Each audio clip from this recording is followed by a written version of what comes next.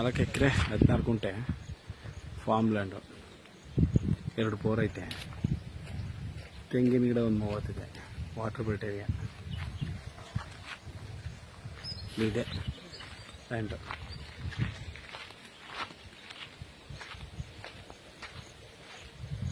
Red soil, general property.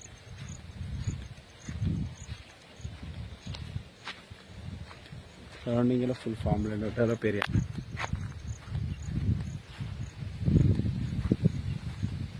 ಪಕ್ಕದಲ್ಲೆಲ್ಲ ಬಾಳೆ ಹಾಕ್ತಾರೆ, pure water belt area.